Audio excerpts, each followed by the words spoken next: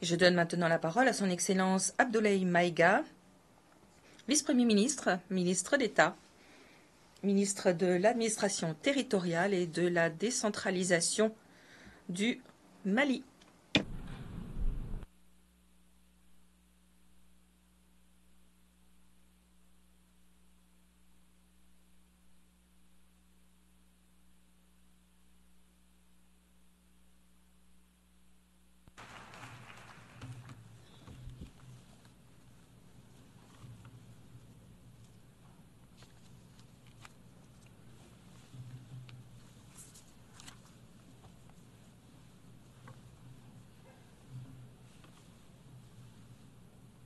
Monsieur le Président de l'Assemblée générale, Mesdames et Messieurs les chefs d'État et de gouvernement, Monsieur le Secrétaire général de l'Organisation des Nations unies, Mesdames et Messieurs, à l'entame de mes propos, je voudrais vous adresser les chaleureuses salutations de Son Excellence le colonel Assimi Goïta, président de la transition, chef de l'État du Mali, celles du gouvernement et du peuple malien.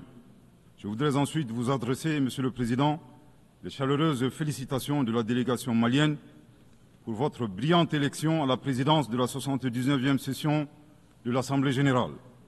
Votre beau pays, le Cameroun, pays africain frère et ami, entretient d'excellentes relations avec mon pays.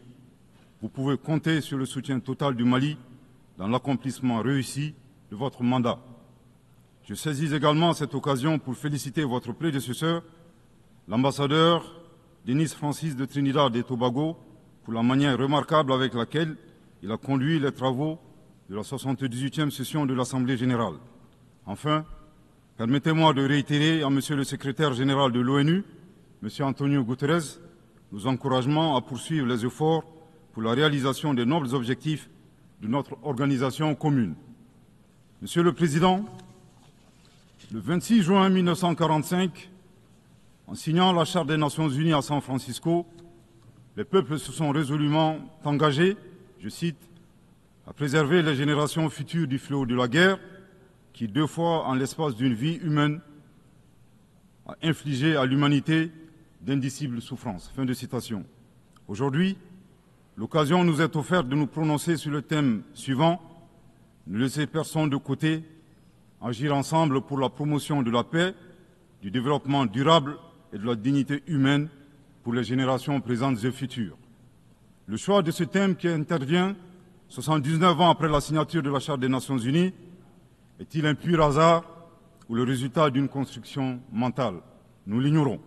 Cependant, force est de constater malheureusement que se pose encore avec forte acuité la problématique de la préservation des générations, non seulement celle du futur, mais également la nôtre. Est-ce pour autant un échec des Nations unies? Incontestablement, une évaluation objective avec des recommandations réalistes de notre système collectif serait salvatrice pour notre devenir. Monsieur le Président, le Mali salue la pertinence de ce thème qui est d'une actualité brûlante, tant il est vrai que les tensions et les guerres en cours continuent, hélas, de menacer la paix et la sécurité internationale, le développement et les droits fondamentaux des populations. Cette remarque est celle d'un pays qui a connu depuis 2012 une crise multidimensionnelle complexe ayant entraîné la perte de plus de la moitié de son territoire et de nombreuses victimes innocentes, suite à une association à la fois incestueuse et opportuniste de groupes terroristes et de groupes armés. Monsieur le Président, le drame du Mali remonte à l'allégeance à Al-Qaïda du groupe salafiste pour la prédication et le combat, le GSPC algérien, le 11 septembre 2006, exacerbé par l'intervention militaire hasardeuse de l'OTAN en Libye en 2011. La déstabilisation de ce pays frère a aggravé les facteurs d'insécurité dans nos pays, à savoir le terrorisme, les trafics en tout genre, le blanchiment de capitaux, les conflits communautaires manipulés par les terroristes et leurs sponsors étatiques étrangers et les actions violentes d'individus isolés. Pour leur part, les autorités maliennes, après avoir fait le constat de l'échec des forces internationales présentes sur le territoire national depuis 2013, ont décidé de reprendre leur destin en main. Ainsi, depuis le 7 juin 2021, après la prestation du serment de son Excellence le colonel Assimi Goïta comme président de la transition chef de l'État, s'est ouvert un vaste chantier d'équipement et de réorganisation des forces de défense et de sécurité associé à un projet de refondation du Mali. Les Assises nationales de la refondation, lancées en décembre 2021, ont permis aux Maliens de procéder à un diagnostic exhaustif des causes de la crise, puis d'adopter 517 recommandations pertinentes. À ce sujet, après avoir vécu une insécurité imposée par l'état de nature, le constat concernant le Mali est effarant. Violenté, humilié, pillé et torpillé, abandonné en plein vol, poignardé dans le dos, les expressions ne sont pas limitatives pour décrire la souffrance subie par le peuple et les forces de défense et de sécurité maliens. Fort de cette expérience et réalisant que le péril malien ne résultait que de l'état de nature, son Excellence le colonel Assimi Goïta, président de la transition chef de l'État, s'est contraint d'élaborer une vision réaliste de la géopolitique en convoquant un proverbe populaire en langue bambara, ici traduit librement et contextualisé, je cite, « La succulence de la sauce des uns dépend du pillage des bovins des autres ». Fin de citation. Thomas Hobbes, décrivant l'état de nature de manière identique, affirmait, je cite, que l'homme est un loup pour l'homme. Grâce à ce proverbe qui fait référence à la gastronomie et à la cinégétique, le chef de l'État décrit la dure réalité impitoyable des relations internationales et surtout la place de l'Afrique, dont le pillage des matières premières a servi au développement des autres et non celui des Africains dans leur grande majorité. À cette vision s'ajoute une orientation du chef de l'État qui appelle les Maliens, dans le cadre de la refondation, à redevenir eux-mêmes. En effet, le chef de l'État a procédé le 23 avril 2024 au lancement du programme national d'éducation aux valeurs, qui vise un retour aux sources sans lesquelles il serait difficile d'envisager un avenir radieux pour notre pays dans sa quête légitime de souveraineté. L'invitation à redevenir nous-mêmes ne saurait faire l'économie de la question de savoir qui nous sommes. La réponse immédiate à cette interrogation est donnée par la devise du Mali, un peuple, une grande famille, nation cosmopolite, un but, magnifier la diversité dans l'unité, unis pour bâtir le bien commun, et enfin une foi, la foi à ce que Dieu a donné comme ressource pour la réalisation de la prospérité. En vue de donner plus de relief à la définition du Malien, le professeur Ibrahim Diaye, expert au sein du comité chargé de la mise en œuvre du programme national d'éducation aux valeurs, indique que le Malien se caractérise d'une part par 5 valeurs cardinales, à savoir l'humanitude, l'empathie, l'obligation de transmettre les valeurs humaines aux générations futures, le sens de l'honneur, l'acceptation de la différence et de l'altérité au plan sociétal, humain et culturel, et d'autre part, 5 principes inviolables en lien avec le pays lui-même, à savoir un Mali indivisible, inaliénable, non hypothécable, nul ne peut en disposer comme propriété privée, impérissable. Monsieur le Président, en privilégiant d'être eux-mêmes, les Maliens créent une troisième voie, ne pas devenir des prédateurs, des barbares sans foi ni loi, à la recherche des bovins d'autrui, ne pas devenir les éternelles victimes impuissantes face à la prédation. La voie médiane promue par le Mali consiste à réaliser notre développement en empruntant un chemin plus vertueux. Veiller au respect de notre souveraineté tout en respectant celle des autres. Refuser l'hétéronomie tout en refusant de nous ingérer dans les affaires intérieures des autres. Être ouvert à tous les partenariats sur une base gagnant-gagnant. Aussi, il est important de relever que ces principes et valeurs caractérisent, mutatis mutandis, les peuples frères du Burkina Faso et de la République du Niger. Concernant le processus de transition politique au Mali, il convient de rappeler que, à l'issue des assises nationales de la refondation, le peuple malien a fait le choix de mener des réformes politiques avant d'organiser les élections, en vue d'ancrer profondément une gouvernance vertueuse. La mise en œuvre des recommandations des assises a permis d'engranger des résultats tangibles, notamment la mise en place de l'autorité indépendante de gestion des élections, l'adoption de la nouvelle constitution le 22 juillet 2023, suite à un référendum bien organisé, le parachèvement de la réorganisation territoriale et administrative, le renforcement de la lutte contre la corruption et la transparence de l'action publique, la relecture du code minier plus équitable et favorisant le contenu local. Monsieur le Président, soucieux de pérenniser l'unité nationale, fondement de tout développement, le chef de l'État a annoncé le 31 décembre 2023 la tenue du dialogue intermalien pour la paix et la réconciliation afin, dit-il, d'éliminer les racines des conflits communautaires et intercommunautaires dans le but ultime de réconcilier les communautés. Respectant une approche participative et inclusive, le dialogue intermalien qui s'est déroulé en 3 phases, communale, régionale et nationale, a permis aux Maliens de l'intérieur et de la diaspora d'échanger en toute transparence en vue de trouver des solutions endogènes de prévention, de gestion et de règlement des conflits. À la différence de l'accord pour la paix et la réconciliation issu du processus d'Alger, dont certains groupes signataires ont ouvertement basculé dans le terrorisme et qui était devenu un prétexte pour certains États de s'ingérer dans les affaires intérieures du Mali. Le dialogue intermalien a permis aux Maliens de laver leur linge sale en famille sans aucune interférence extérieure. Après la fin de l'accord d'Alger le 25 janvier 2024, aujourd'hui, le dialogue intermalien et ses recommandations officiellement remises au chef de l'État le 13 mai 2024 demeurent le seul cadre de règlement des conflits internes. Nous réitérons un appel à tous les Maliens à s'inscrire dans cette dynamique de réconciliation, une étape indispensable au retour à l'ordre constitutionnel apaisé et sécurisé grâce à l'organisation d'élections présidentielles. Sur le plan de la lutte contre l'insécurité, depuis que les forces de défense et de sécurité maliennes ont lancé des actions offensives de manière autonome, de nombreux succès ont été remportés sur le terrain de la lutte contre le terrorisme. Toutes les régions ont été reprises des mains des groupes terroristes, notamment la région de Kidal, le 14 novembre 2023, à la suite d'une opération militaire mémorable. Aujourd'hui, les groupes terroristes ont été sérieusement affaiblis. Les forces de défense et de sécurité sont déployées sur l'ensemble du territoire national. En outre, les actions offensives de nos forces se poursuivent pour démanteler les réseaux terroristes résiduels. Le gouvernement du Mali reste conscient que la réponse uniquement sécuritaire a ses limites. C'est la raison pour laquelle, en appui à l'action militaire, le gouvernement du Mali s'est doté d'une stratégie globale et intégrée ayant pour objectif la restauration de l'autorité de l'État sur l'ensemble du territoire national.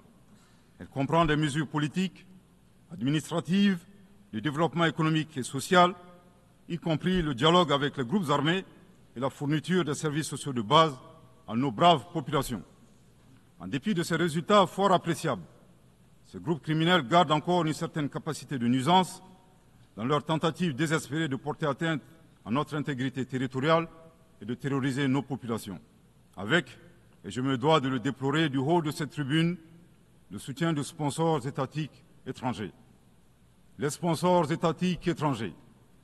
Après des années de dénonciation de ces acteurs étatiques qui soutiennent le terrorisme international, les autorités ukrainiennes ont violé ouvertement et de manière inédite la Charte des Nations Unies ainsi que les conventions et résolutions pertinentes des Nations Unies relatives à la prévention et à la lutte contre le terrorisme, lorsque des officiels de ce pays, ayant confondu la scène internationale et la scène de théâtre, ont avoué la participation active de leur pays à la lâche attaque terroriste ayant visé une patrouille des forces de défense et de sécurité du 24 au 26 juillet 2024 à Tinzaouatin, dans la région de Kidal. Monsieur le Président, au regard de la complexité de la situation au Sahel, et motivés par leur seul désir de prendre le destin de leur pays en main, Leurs Excellences, le capitaine Ibrahim Traoré, président du Faso, chef de l'État du Burkina, le colonel Assimi Goïta, président de la transition, chef de l'État du Mali, et le général de brigade Abdourahmane Tiani, président du Conseil national pour la sauvegarde de la patrie, chef de l'État du Niger, ont dans un premier temps institué l'Alliance des États du Sahel, une architecture de défense collective et d'assistance mutuelle dans la lutte contre le terrorisme, en signant la charte du Litpako-Gourmand le 16 septembre 2023. 10 mois plus tard, précisément le 6 juillet 2024, les pères fondateurs de l'AES ont souverainement décidé de transformer ce mécanisme en une confédération centrée sur 3 axes: la diplomatie, la défense et le développement, avant de parvenir à terme à une fédération.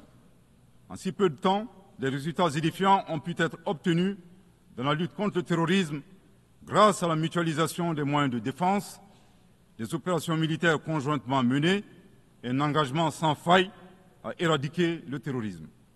C'est la raison pour laquelle les États membres de la Confédération des États du Sahel ont adressé le 19 août 2024 une lettre conjointe au Conseil de sécurité des Nations Unies pour dénoncer le soutien des autorités ukrainiennes au terrorisme international, condamner l'agression contre le Mali, demander au Conseil de sécurité de prendre des mesures appropriées contre les autorités ukrainiennes.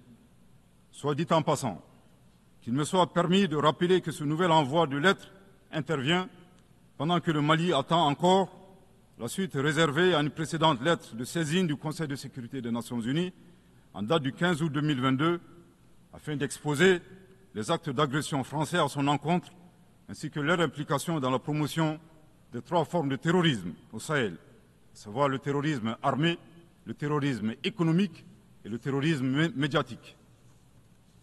Couvrant une superficie de 2 758 000 km², avec 71 millions d'habitants, majoritairement jeunes, un potentiel économique exceptionnel, un sous-sol riche de la quasi-totalité des éléments du tableau de Mendeleïev, la particularité de la Confédération des États du Sahel réside dans l'état d'esprit des chefs d'État, des peuples et des forces de défense et de sécurité de la Confédération, forts de leur dignité et de leur honneur.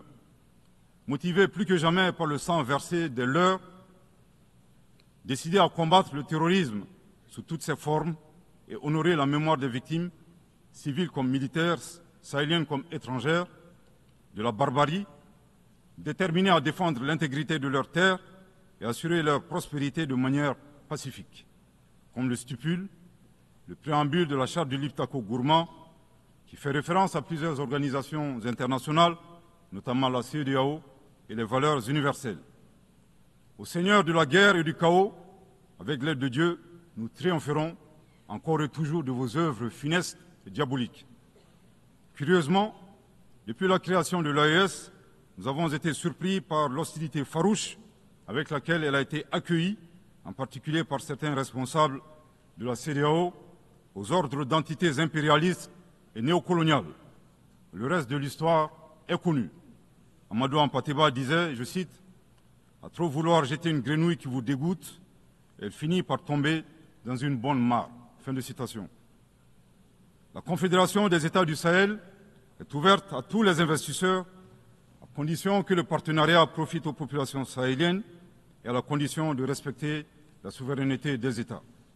Monsieur le Président, c'est l'occasion pour moi de saluer les relations de coopération exemplaires et fructueuses entre le Mali et la Russie, la Chine, la Turquie, l'Iran et bien d'autres alliés sincères. Le Mali reste ouvert à tous les partenaires qui souhaitent l'aider à relever ces multiples défis. À cet égard, je réaffirme que le gouvernement du Mali reste disposé à poursuivre et à renforcer sa coopération avec l'ONU, notamment à travers les agences, fonds et programmes avec lesquels nous entretenons d'excellentes relations de coopération. Nous saisissons également cette opportunité pour saluer et reconnaître la sagesse de son Excellence, Monsieur le Président Abdelmajid Tebboune, Président de la République algérienne démocratique et populaire. Le 29 août 2024, lors d'une tournée dans le sud algérien, vous déclariez que la Libye, le Niger et le Mali sont des nations fraternelles que vous soutiendriez et non desserviriez. Le peuple malien n'a pas été surpris par ces propos, qui indiquent éloquemment votre panafricanisme, à l'instar de vos célèbres prédécesseurs, dont feu le président Abdelaziz Bouteflika, affectueusement appelé Abdelkader Mali. Suite à son établissement à Gao et l'engagement des autorités maliennes à travers les actions suivantes. Offrir le territoire malien comme base arrière aux Moudjahidines, ouvrant ainsi un front sud. Participer aux affrontements armés contre le colonisateur français en déployant des combattants maliens aux côtés des Moudjahidines sur le territoire algérien pour défendre la liberté et la dignité des Algériens. Défendre la cause algérienne dans toutes les instances diplomatiques jusqu'au recouvrement de leur indépendance.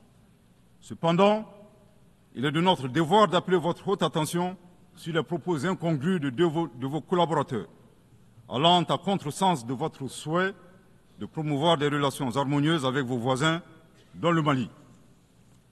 Le 31 juillet 2024, le ministre algérien des Affaires étrangères déclarait que la crise malienne n'avait pas besoin de solution militaire.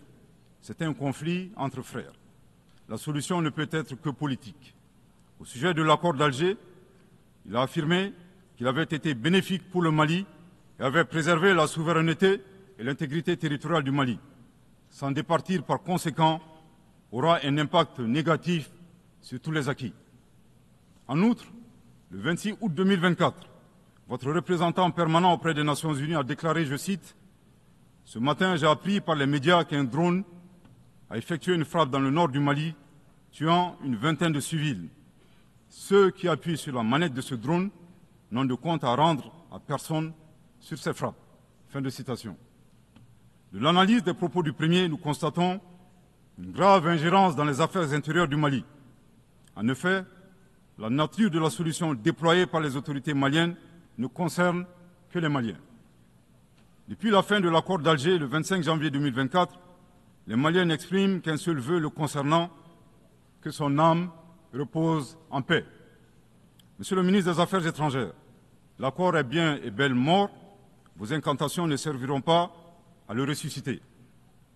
Vous me donnez l'occasion d'une part de vous réitérer que nul ne peut aimer le Mali plus que les Maliens, et d'autre part de vous rappeler que le Mali et son peuple ne seront pas des spectateurs face aux assauts et l'adversité. Pour chaque balle tirée contre nous, nous réagirons par réciprocité. Pour chaque mot employé de travers, nous réagirons par réciprocité. À bon entendeur, tant pis. Quant aux représentants permanents algériens, en plus d'offrir le gîte et le couvert, certainement avec de succulents plats de tchèque-tchouka et de chorba, à des terroristes et des renégats en débandade, son rôle d'estafette désorienté ne contribue guère à la promotion des relations de bon voisinage. De ces propos, il ressort des accusations graves et infondées. D'une part, la qualification de la nature civile des victimes à partir des médias est aventureuse et diffamatoire. Et d'autre part, en affirmant que les opérateurs de drones n'ont de compte à rendre à personne, il alimente une campagne de désinformation contre le Mali, tout en soutenant l'idée que les voyantes forces de défense et de sécurité maliennes seraient incapables de piloter des drones. Il me plaît ici de rappeler que la montée en puissance des FAMA n'est pas une vue de l'esprit, mais une réalité tangible qui a permis de reprendre le contrôle de l'ensemble du territoire national. Concernant l'usage des drones, les opérateurs sont bien des Maliens qui agissent avec professionnalisme, à l'instar du reste des forces de défense et de sécurité maliennes, et traitent les cibles terroristes suivant des procédures conformes aux normes internationales. À titre de rappel, il y a quelques années, les acteurs de l'instrumentalisation des droits de l'homme, déterminés à ternir la performance antiterroriste de l'armée nationale algérienne, ont mis en exergue la question subversive du qui tue qui. Aujourd'hui, nous sommes troublés que le représentant permanent algérien ait rejoint la tendance manipulatrice des droits de l'homme pour s'attaquer à l'armée malienne. Le Mali exige de ces deux énergumènes diplomatiques qui cessent d'entrer dans l'histoire à reculons. Manifestement, ils ignorent tout à la fois de l'histoire entre les peuples frères du Mali et de l'Algérie et la contribution exceptionnelle du Mali à la guerre de libération algérienne, et certainement de la géographie, car ils considèrent à tort le Mali comme une wilaya, c'est-à-dire une province algérienne. Je répète, le Mali exige de ces deux énergumènes diplomatiques qui cessent d'entrer dans l'histoire à reculons. Manifestement, ils ignorent tout à la fois de l'histoire entre les peuples frères du Mali et de l'Algérie et la contribution exceptionnelle du Mali à la guerre de libération algérienne et certainement de la géographie, car ils considèrent à tort le Mali comme une wilaya, c'est-à-dire une province algérienne.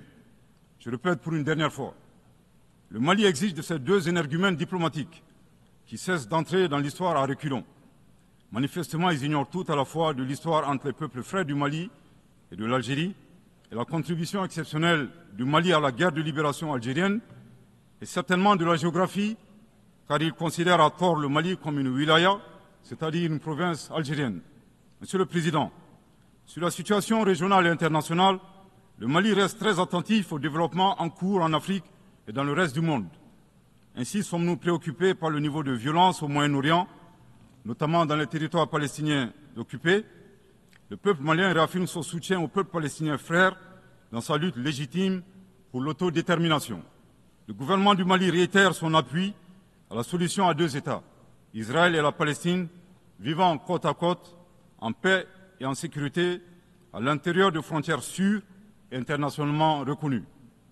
Nous condamnons sans réserve l'usage indiscriminé de la force par l'armée israélienne contre les Palestiniens.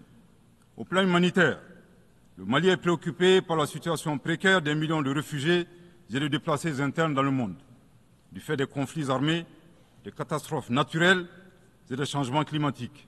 J'ai en ce moment une pensée toute particulière pour mes compatriotes réfugiés dans les pays voisins, pays que je remercie pour leur hospitalité et leur générosité.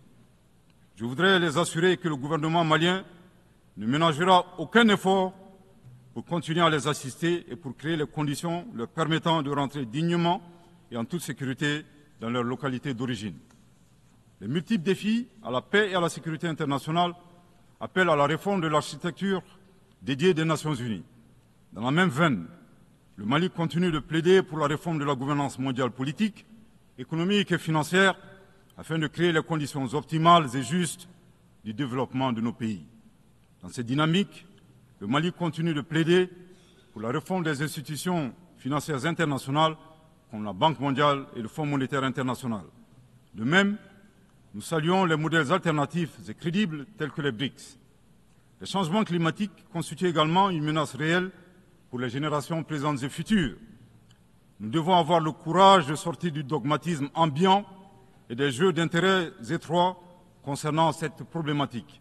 À cet égard, le temps est venu de mettre effectivement en œuvre les décisions de nos sommets et de nos COP. Il est nécessaire que les pays à l'origine du réchauffement climatique assument leurs responsabilités pleines et entières, y compris celle de soutenir les efforts des pays du Sud pour un développement respectueux de l'environnement. Monsieur le Président, pour terminer, je voudrais faire observer que cette 79e session de l'Assemblée générale se tient dans un contexte de défis immenses pour nos États et pour nos institutions multilatérales. La paix et la sécurité internationale n'ont jamais été autant menacées depuis les deux grandes guerres, y compris par le terrorisme international et l'extrémisme violent. Dans un tel contexte, il sera difficile d'atteindre les objectifs de développement durable à l'horizon 2030 en termes d'éducation, de santé, d'accès à l'eau potable, d'énergie et de justice. Cependant, malgré ces péripéties, le Mali reste disposé à jouer toute sa partition dans la mise en œuvre de ses engagements nationaux et internationaux, tout en gardant un certain espoir en l'avenir. Que Dieu bénisse le Mali et préserve les Maliens des forces obscurantistes et destructrices du monde. Que Dieu bénisse la Confédération des États du Sahel et préserve les populations sahéliennes des forces obscurantistes et destructrices du monde. Que Dieu bénisse l'Afrique et préserve les Africains des forces obscurantistes et destructrices du monde. Que Dieu bénisse le monde et préserve l'humanité entière des forces obscurantistes et destructrices du monde. Je vous remercie de votre très aimable attention.